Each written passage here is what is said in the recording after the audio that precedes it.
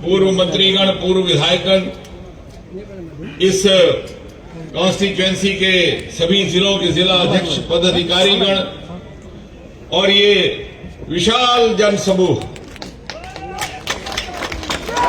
शेखावत जी, ये दूर दूर तक जो आपको इतनी भारी संख्या में नारी शक्ति दिखाई दे रही है, युवा शक्ति दिखाई दे रही है, ये कल से यहां पर आना हुए थे आरंभ और रात को 3 बजे तक किश्तवाड़ और डोडा के पहाड़ों से आखिरी बसें यहां तक पहुंचती रही। और इन्होंने न केवल यहां आकर के हमारा आदर मान बढ़ाया, बल्कि रात भर बैंड बाजे के साथ एक जश्न मनाया, जगराता मनाया। और ये प्रमाण है, ये प्रतीक है मोदी जी के प्रति श्रद्धा का, मोदी जी के प्रति स्नेह का, भारतीय जनता पार्टी के विश्वास का और 10 साल में इस क्षेत्र में हुए काम की स्वीकृति का।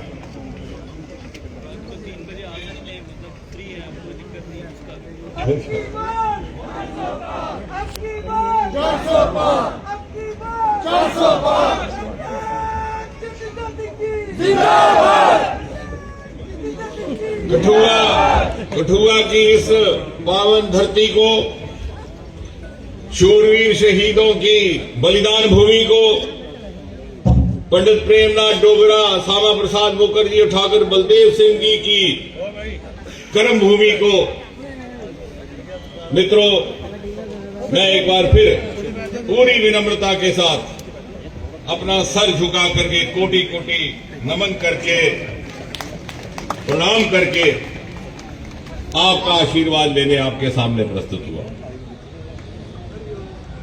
आज से 10 साल पहले ठीक यही जगह, यही स्थान, यही मकाम आपने मुझे आशीर्वाद देकर के यहां से निर्वाचित करके भेजा था भारत के सर्वोच्च लोकतंत्र के मंदिर लोकसभा।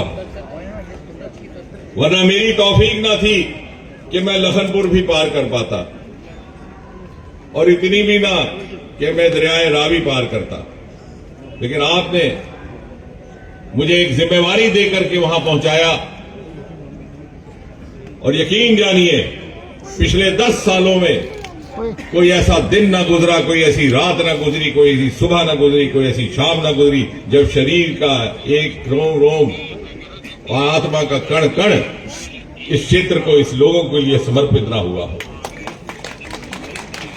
और उसी समर्पण भावना से एक बार मैं फिर आपके आशीर्वाद के लिए आपके सामने उपस्थित हूं। दोस्तों, पिछले 10 सालों में जितना विकास उधमपुर, कठुआ, डोडा के लोकसभा क्षेत्र में हुआ है, इसका उदाहरण आज देश भर में दिया जाता है। बल्कि दूसरे मंत्रालयों में आप पूछ सकते हैं, शेखावत साहब से पूछ सकते हैं, गडकरी साहब से, हमारे सांसद भाई ये शिकायत लेके जाते हैं कि उधमपुर को 3 मेडिकल कॉलेज क्यों मिले, हमें एक क्यों नहीं मिला। यानी आज इस तरह का विकास हुआ कि रश्क का केंद्र बन गया। और हमें खुशी है इस बात की कि हम अपने आप को वंचित समझते थे, तिरस्कारे हुए समझते थे, नकारे हुए समझते थे। आज हमसे लोग ईर्ष्या करते हैं कि इतना तेज गति से विकास हुआ। दर्जनों की तादाद में यहां पर राष्ट्रीय योजनाएं आई हैं, दर्जनों की तादाद में यहां राष्ट्रीय परियोजनाएं आई। लेकिन साथ ही साथ यहां के, इस क्षेत्र के, इस लोगों के आदर, मान, सम्मान और स्वाभिमान को सुरक्षित करने का कार्य भी इन्हीं 10 सालों में। आज जमाना केवल भाषण देने का नहीं।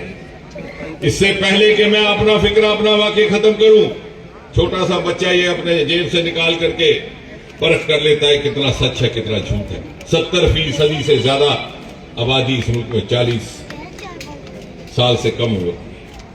ये जमाना है तर्क का, ये जमाना है तथ्य का, ये जमाना है तुलना का। जो मैं कह रहा हूं वो प्रमाणित ढंग से कह रहा हूं। कुछ ही दूरी पर यहां लखनपुर में प्रवेश द्वार है इस रियासत का, इस केंद्र शासित प्रदेश का और इस कॉन्स्टिट्यूएंसी का। आप देखेंगे आते जाते लोग वहां खड़े होकर के दर्शन करते हैं। डुग्गर राज्य के संस्थापक महाराजा गुलाब सिंह की भव्य मूर्ति स्थापित करने का कार्य इन्हीं 10 सालों में। मैं पूछना चाहता हूं, इतनी सरकारें आई, इतनी गई, इतने जनप्रतिनिधि आए, इतने गए, कहां थे वो लोग? अपने आप को खुशकिस्मत समझता हूं, परमात्मा ने ये काम हमारे हिस्से में किया था। महाराजा गुलाब सिंह जिनकी शूरवीरता और शौर्य से प्रभावित होकर महाराजा रंजीत सिंह ने उनको ये रियासत दी थी, उनके नाम का कोई भी एक स्मारक ना बना पाए वो? क्यों ना बना पाए? वो इसलिए ना बना पाए कि केंद्र कश्मीर केंद्रित हुक्मरानों और आकाओं की गुलामी से मजबूर थे। उन्हें मंत्री पद चाहिए थे, उन्हें गाड़ी घोड़ा और बंगला चाहिए था। उन्हें मालूम था अगर वो यहां के लोगों की मांग रखेंगे तो मांग तो पूरी हो जाएगी, महाराजा गुलाब सिंह की शायद मूर्ति भी स्थापित हो जाएगी, लेकिन मंत्री पद छिन जाएगा। और इसलिए इंतजार करते रहे कि जब सत्ता से हट गए, मंत्री पद छूट गए, तो जम्मू पर रोना भी आ गया, डुग्गर देश की दोहाई भी दे रहे। आज हमारे बच्चे हमसे तक से बात करते हैं। इतना ही नहीं, हजारों उदाहरण है। डोगरा सर्टिफिकेट हुआ करता था शेखावत साहब, महाराजा जी दे गए थे, क्योंकि इस इलाके में हमारे बच्चे फौज के लिए बड़े माकूल और अनुकूल माने जाते थे, और इसलिए यहां के नौजवानों को कुछ रियायत दी जाती थी ताकि उनको प्राथमिकता मिल सके फौज में भर्ती कर। उस डोगरा सर्टिफिकेट को रद्द किसने किया? कांग्रेस सरकार ने। और यहां के प्रतिनिधि उन्हीं सरकारों में मंत्री थे। पूछा किसी ने? आप भोले भाले लोग उनको वोट देते रहे और घबरा जाते हैं, सजा जाते हैं। कोई ऊंची आवाज में बात करता है, उसके पीछे चल पड़ते, कहते साहब यही एक बहुत बड़ा शेर आ गया। थोड़ा अध्ययन करिए, थोड़ा शोध करिए, नहीं है तो बच्चों को काम लगाइए। वो डोगरा सर्टिफिकेट जब हटाया गया तो इसी कॉन्स्टिट्यूएंसी के कम से कम 3 मंत्री मंत्रिमंडल में थे, खामोश रहे। उन्होंने सोचा 4 नौजवानों को फौज में नौकरी मिल जाएगी तो क्या हमारा मंत्री पद छूट जाएगा। वही लोग जब दर दर बाहर घूम रहे हैं तो डोगरा सर्टिफिकेट की दुहाई दे रहे हैं, और हमारे लोग मासूमी में ताली भी जाते हैं। ये पूछते नहीं कि साहब ये डोगरा सर्टिफिकेट हटाया किसने? आप ही ने तो हटाया। हम इतने मासूम हो गए, हम इतने सीधे हो गए। यानी जिनके हाथों शोषित होते हैं उन्हीं के हाथों बात पर यकीन कर लेते हैं। आगे बढ़िए, 4% आरक्षण दिया गया था एलओसी पर नौजवानों को। सरकारी नौकरियों में 4% रिजर्वेशन, उच्च शिक्षा संस्थानों में, मेडिकल कॉलेज में, इंजीनियरिंग कॉलेज में एलओसी, जो पाकिस्तान ऑक्युपाइड जम्मू कश्मीर के साथ लगता है, पुंछ राजौरी का जिला, क्योंकि उस वक्त यूपीए की सरकार थी, उनके कुछ मंत्री वहां से एमएलए बनकर के आते थे। यहां क्यों नहीं दिया गया? इंटरनेशनल बॉर्डर है हमारे पास, लगभग 400 किलोमीटर लंबा। आपने एक घर के बच्चे और दूसरे घर के बच्चे बीच में भेदभाव किया, क्योंकि आपको लगता था कि ये पंडित प्रेमनाथ डोगरा की धरती है, सागर बलदेव सिंह की धरती है। यहां पर वोट तो जनसंघ और बीजेपी को जाता है। इतना कमजोर था आपका जमीन, और किसी ने यहां से आवाज नहीं उठाई। और यही लोग, यही प्रतिनिधि उस समय मंत्री परिषदों में बैठे हुए। ये तीनों काम मोदी जी के आने के बाद पिछले 10 साल में हुए हैं। आज इंटरनेशनल बॉर्डर पर लगे हुए सांबा और कठुआ के जितने भी गांव हैं, उनके बच्चों के भी उसी तर्ज पर 4% आरक्षण उपलब्ध है जैसे कि एलओसी पर। और अगर आप विकास की बात करें तो मैं दावे के साथ कह सकता हूं, जैसे मैंने कहा तर्क और तथ्य। मैंने एक बार यह अनुरोध भी किया था कुछ लोगों को जिनको विकास दिखाई नहीं देता कि हम आपको गाड़ियां करके देंगे, आपको एक कंडक्टरी टूर पे ले जाएंगे। आप लखनपुर से शुरू हुई है, मैं दावे के साथ कहता हूं हर 2 किलोमीटर के बाद आपको विकास का एक स्मारक दिखाई देगा। महाराजा गुलाब सिंह की मूर्ति के 2 किलोमीटर आगे कीड़िया गढ़ियाल का पुल, पहला इंटरस्टेट पुल, क्यों नहीं बनाया गया? 65 साल से इसकी मांग थी, अनैमिली थी। यहां से पंजाब होकर के आप जाते थे, किसी ने पूछा कैसे बोले लोग हैं आप? ऐसे ऐसे प्रतिनिधि आपने चुने जिनके सिर्फ पोस्टर आते थे, आप वोट दे देते। या ऊंची आवाज में किसी ने गाली गलौज कर दिया। इसलिए नहीं बनाया गया कि कांग्रेस की सरकारों को लगा कि 150 करोड़ का पुल सिर्फ 1.5 पंचायत में बनाने का फायदा क्या है, वोट मिले के नाम मिले।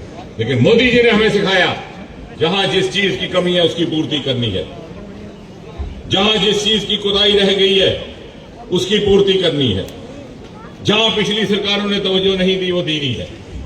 वोट की राजनीति से ऊपर उठ करके और फिर लोगों के विवेक पर छोड़ दिया जाएगा वोट किसको देना है। वोट मांगने के लिए नहीं दिया। इसीलिए जब घर घर में उज्ज्वला का गैस सिलेंडर भेजा गया तो किसी बहन से ये नहीं पूछा कि तुम्हारा मजहब क्या है, कि हिंदू हो के मुसलमान हो के हिंदू हो कि ठाकुर हो के ब्राह्मण, की पूछा किसी? इतनी भारी नारी शक्ति बैठी हुई है। किसी से पूछा गया मजहब? किसी से ये पूछा गया कि आपने किस पार्टी को वोट दिया था? हमारे इतने सारे भाई चौधरी आए हुए हैं दूर दूर से, मोहल्ले के मोहल्ले कच्चे मकानों के पक्के मकानों में तब्दील हो गए। वो मोहल्ले जहां से जनसंघ को वोट नहीं मिलता था फिर भी दिया, और उसी भाव का पालन करते हुए 150 करोड़ रुपए में महज 1.5 पंचायतों के लिए कीड़ियां गड़ियाल का पुल निर्माण है। जाकर देखिए, बच्चे लोग वहां पर विजुअल खींचते हैं, सेल्फियां खींचते हैं, सिर्फ नेता लोगों को दिखाई नहीं देता। और मजे की बात यह कि हमारे जो विरोधी हैं, चाहे वो राजनीति में, चाहे कोई मन चले दूसरे हैं, वो कहते हैं कुछ नहीं हुआ, लेकिन हमारी सुविधा भी इस्तेमाल करते हैं। 2 किलोमीटर आगे जाइए मेडिकल कॉलेज, वाहिद ऐसी कॉन्स्टिट्यूएंसी हिंदुस्तान की जिसमें 10 साल में मोदी जी ने 1 नहीं 2 नहीं 3 मेडिकल कॉलेज दिए। उधमपुर, कठुआ, डोडा। मैंने उस दिन 4 ही दिन पहले डोडा में खड़े होकर के ये जुर्रत की कहने की कि वो लोग जो कहते हैं कुछ नहीं हुआ, कम से कम इतना जमीर तो रखिए कि अपने बच्चों के इस मेडिकल कॉलेज में दाखिला ना देना। कहां है आपकी अंतरात्मा? मेडिकल कॉलेज में आपके बच्चे बच्चियां एडमिशन भी ले रहे हैं और आप कह रहे हो बना भी नहीं, और हम मासूम इसी ठगबाजी में आ जाओ। और 2 किलोमीटर आगे चलिए, पासपोर्ट का दफ्तर कठुआ में। अभी मैं कठुआ के शहर में तक ही हूं, किसी ने मांगा तक नहीं था। और 2 किलोमीटर आगे चलिए, इस क्षेत्र का पहला सीड प्रोसेसिंग प्लांट उत्तर भारत का। और 2 किलोमीटर आगे चलिए, उत्तर भारत की पहली इंडस्ट्रियल बायोटेक पार्क। उस तरफ जाइए, उत्तर भारत का पहला केबल फ्री अटल सेतु। आज वहां फिल्म शूटिंग हो रही है। यही आपकी बगल से एक्सप्रेस कॉरिडोर बन रहा है, देश का सबसे लंबा कॉरिडोर, कटरा से लेकर के कठुआ होता हुआ दिल्ली। और ये काम इतनी आसानी से नहीं होते, कितनी मशक्कत, कितनी, जैसे शेखावत साहब ने कहा कि मैं तंग कर दिया उनके स्टाफ को, मैंने रोज फोन कर और याके ही मैंने सबको तंग किया। इसकी तो अलाइनमेंट भी कहीं और से जा रही थी। हमने लड़ झगड़ के कहा कि नहीं, कठुआ से होता हुआ जाए। बाकी के सारे शहर कट गए, जलंधर कट गया, लुधियाना कट गया। आपने कभी पूछा कोई जितेंद्र सिंह कठुआ क्यों नहीं कटा? आसान है कहना जी कुछ नहीं होया, कुछ नहीं होया जी, बताओ। बड़े बड़े शहर कटे। फिर दूसरी आपदा आई, उन्होंने कहा कि साहब अमृतसर का पहला कॉरिडोर की मांगी, गडकरी साहब ने कहा पहले वो बनाएंगे, नहीं तो आपका रुक जाएगा। अकाली दलों के आगे जाना पड़ा, उनकी मिन्नतें की कि साहब एक स्टाफ रखना है पंजाब में, बड़ा शहर, अब अमृतसर रखना कबूल करते हैं, लेकिन आप हमारा बनने दीजिए। तब जाके ये तभी होगा। ये कहना आसान है, लेकिन क्या आप ये प्रण करेंगे कि जो ये कहते हैं वो एक्सप्रेस कॉरिडोर इस्तेमाल ना करें? इतनी बेशर्मी। इसी कॉरिडोर से उन्होंने 4 किलोमीटर में कठुआ से दिल्ली पहुंच जाना है, और फिर कहना है किसी नहीं कहता।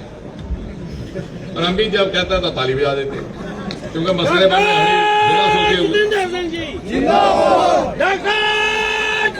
इसी रास्ते से होते हुए 2 वंदे भारत, पहली वंदे भारत वाराणसी चली, दूसरी यहां आई।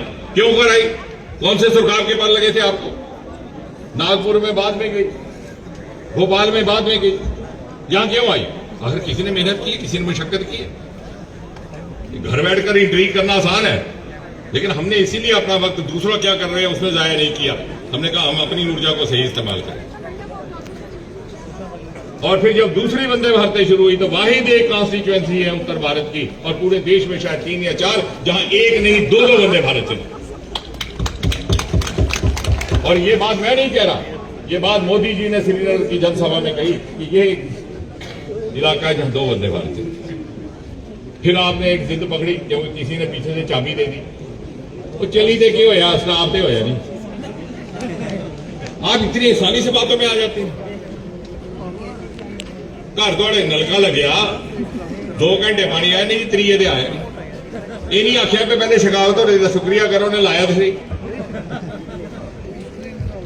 लेकिन हम जो इलेक्शन की मजबूरी के फंसे लोग हैं, हमने गुनाह कर लिया इलेक्शन में लड़ने का, अब हमें सुननी पड़ती है। जवाब दो तो हमारी कार्यकर्ता कहते हमारे इसे नहीं कुछ नहीं बोलना किसी चुनाव का समय।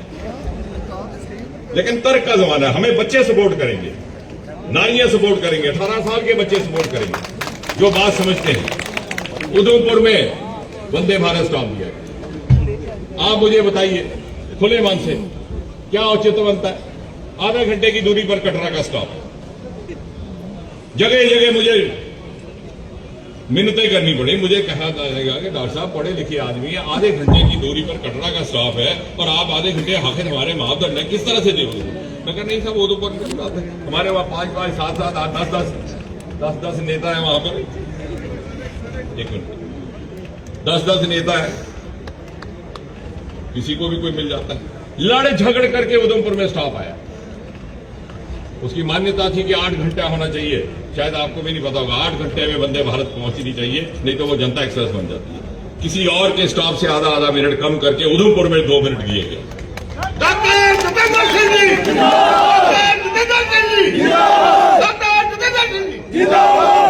फिर उसके आगे चलिए, उधमपुर में ही हिंदुस्तान में पहला ऐसा रेलवे स्टेशन जो किसी फौजी के नाम लिखा है, मार्टियर तुषार महाजन, कैप्टन तुषार महाजन। बजाय इसका कि उसका जितेंद्र सिंह का छोड़ो, मोदी जी का अभिनंदन करो। और ये हमारी आइडेंटिटी बदल दी और हमारे भी नेता खुश होते हैं, चलो ठीक है खिंचा दे दी, 2 बारी रीच हो गया, 3 बारी खिंचो। कैसे आइडेंटिटी बदल दी? उधमपुर तो उधमपुर ही रहा, कोई जोधपुर थोड़ी बन गया। By an error of typing उसने सर्कुलर में निकाला मार्टियर तुषार महाजन, मार्टियर कैप्टन तुषार महाजन रेलवे स्टेशन उधमपुर लिखना छूट गया, इशू बना लिया गया। उन्होंने कहा 2 बारी 3 बारी तो पता साफ करना है, किसी भी तरीके से करो। उधमपुर कटोइया जी, उधमपुर की शनाख्त खत्म करिए। दिन रात एक करके खून पसीना लगा करके जहां समर्पण के साथ काम किया जा रहा है, वो आइडेंटिटी बदलने के लिए किया जा रहा है। और आपको ये नहीं लगता कि अगर हम भी अगर चुनावी मैदान में है तो हम आइडेंटिटी बदलेंगे तो अपनी भी तो आइडेंटिटी खत्म करेंगे? सबसे ज्यादा नुकसान तो हमारा होगा। लाभ मनाया गया कि साहब ये टाइम की एरर है, फिर से सर्वे ऑफ इंडिया से सर्वे करवाया गया, आज इसका नाम लिखा हुआ है। और किसी ने कोई मुबारकबाद नहीं दी। General Dwivedi corps commander Udhampur में रहते हैं, उन्होंने मुझे फोन किया, मुझे इस बात का एहसास ना था, कहने लगा डॉक्टर साहब मुबारक दे रही है, आपने हमारा रास्ता खोल दिया, आज तक किसी फौजी के नाम पर रेलवे स्टेशन ना। उधमपुर में ही मेडिकल कॉलेज खुला, उधमपुर में नमामि गंगा की तर्ज पर पहला देविका का प्रोजेक्ट नदी सुंदरीकरण का 190 करोड़। बीच में कोविड आ गई, विलंब हुआ, ठेकेदार भाग गया, विलंब हुआ, 1 करोड़ का जुर्माना हुआ उस पर, फिर भी नहीं आया, दोबारा ठेका दिया गया, विलंब हुआ। चलो जी अच्छा मुद्दा मिल गया, पैसे खा गया, पैसे खा गया। आज के जमाने में पैसे खा सकता है 190 करोड़। वो प्रोजेक्ट जो नेशनल प्रोजेक्ट है, जो पीएम मॉनिटरिंग से हो रहा है, आप पैसे खा लीजिए भाई। ये हमारी समझ है, जिसकी लॉन्चिंग मोदी जी ने की, जिसका जिक्र मोदी जी ने किया, वो जी लेट हो गया, पैसे खाएंगे, पत्ता साफ। बजाय सरकार तो सोचने कि पत्ता साफ का ही योजना बनती रहती है। पहला रेडियो स्टेशन बनाया उधमपुर में 50 साल के बाद। 1965 में लाला शिवचरण ने पहली बार मांग उठाई थी। जंग हुआ था हिंदुस्तान पाकिस्तान का, सिग्नल कमजोर था जम्मू के रेडियो का। रेडियो पाकिस्तान से आजाद कश्मीर से आता था एक प्रोग्राम रात को प्रोपागेंडा का, और उसको रोकने के लिए उन्होंने मांग की कि यहां रेडियो स्टेशन क्यों नहीं बनाए थे आज तक आपने? हमारे दिल में ख्वाहिश थी। कि एक वाजिब मांग थी, एक वाजिब लीडर ने रखी थी, पूरी नहीं की गई क्योंकि सरकारें हमारी नहीं थी, हमारी सुनवाई नहीं होती थी। लड़ झगड़ करके वेंकैया नायडू जी के पास मैंने खुद रूल निकाला, शेखावत साहब रेडियो स्टेशन वाले का, बोले आज के जमाने में रेडियो स्टेशन कहीं बनता है क्या, किस रूल के तहत हो रहा है। मैंने उनके बाई लॉज पढ़े, उस समय वो मंत्री थे, और उसमें एक रूल निकाला। जब निकाला तो इतने प्रभावित हुए, बोले ठीक है इसका दोबारा बनाओ प्रपोजल, मेरा जो गुंटूर का गांव है वहां भी ऐसे ही बने, 2 बने। बजाय इसके कि शाबाशी दो, आप कहते हैं बड़े देखे हुए हैं इस बारी मुक्ति का।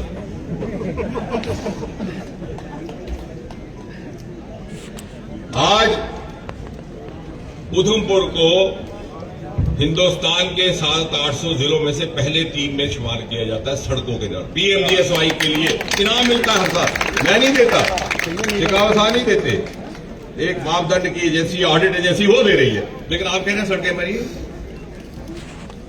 इसी से लिखा दो सोशल मीडिया पे। मैंने एक बालक से पूछा, मैंने कहा तुम्हारे घर में कितने नलके लगे हैं? बोले साहब 10 लगे हैं। मैंने कहा कोई ऐसी दीवार है जहां नहीं है? बोले है। मैंने कहा मैं उसका फोटो डालता हूं, कहता ये लड़का झूठ बोल रहा है। सड़कें बननी बंद नहीं होंगी, क्यों होंगी बंद? ये दुनिया आबाद रहे, हिंदुस्तान आबाद रहे, हमारा मुल्क आबाद रहे, हमारा इलाका आबाद रहे, और सड़कें बने और नगर बने। आज के कस्बे कल के शहर होंगे, आज के गांव कल के कस्बे होंगे, आज के जंगल कल के गांव होंगे, आबादियां बढ़ेगी, कॉलोनियां बनेगी, सड़कों की जरूरत कभी खत्म नहीं होगी। लेकिन निरंतर प्रयास जारी है, कोई एक ऐसा दिन नहीं गुजर रहा जहां हमें दिन रात कोविड के दौरान भी काम चल रहा है। उससे आगे चलिए, डोडा में हम मर्यादा के मारे बात करने में गुरेज करते हैं, लेकिन फिर कभी कभी हैरत होती है कि सच नहीं बोलना भी तो पाप है। जो हमारे विरोधी है उनके गांव में पहली बार डाकखाना हमने बनाया, जो 40-40 साल मंत्री थे, पहली बार स्टेट बैंक ऑफ इंडिया की वहां ब्रांच बनाई। आपके जसरोटा में होम्योपैथी का 90 करोड़ का उत्तर भारत का पहला कॉलेज बनाया, कम से कम हो। ये सिर्फ एमपी की इलेक्शन नहीं है, वहां से किसी ने एमएलए भी लड़ना होगा, किसी ने पहले काउंसिलर भी लड़ना होगा, उस वक्त यही काम गिनाए जाएंगे, या तो नहीं गिनाओ। 9.5 किलोमीटर का नाशरी का टनल लड़ झगड़ के श्यामा प्रसाद मुखर्जी के नाम पर। मैं गडकरी साहब के पास पहुंचा, उन्होंने कहा ठीक है, पहले मैंने मोदी जी से कहा, उन्होंने कहा ठीक है आपको जैसा अच्छा लगता है करिए। जब मैं गडकरी साहब के सामने पेश हुआ, उन्होंने कहा इसका उद्घाटन है प्रधानमंत्री जी ने करना है, और वो प्रधानमंत्री जी के साथ रहेंगी मुख्यमंत्री महबूबा जी, तो कहीं ऐसा ना हो कि वो इसका इशू बनाए, तो इसलिए अभी रहने दें। प्रधानमंत्री जी आए, उन्होंने उसका उद्घाटन किया, उधमपुर में सभा हुई, नाम उसका नाशरी टनल रहा। जैसे गवर्नर राज बना, मैं दूसरे ही दिन फिर से गडकरी साहब के पास पहुंच गया और मैंने कहा कि सर आपने कहा था अब तो गवर्नर राज लग गया। बोले आप अभी तक नहीं भूले, आपको ये क्यों ऐसा वहम होगा? मैंने कहा इसलिए कि इसी रास्ते से श्यामा प्रसाद मुखर्जी को कठुआ माधोपुर से गिरफ्तार करके शाम को बटोद ले गए थे। जब यहां उनके नाम का बोर्ड लगेगा तो कोई बच्चे जब आएंगे किसी परिवार के साथ तो पूछेंगे अपने माता पिता को ये कौन था, तो कम से कम उनको कहानी याद करने का मौका मिलेगा।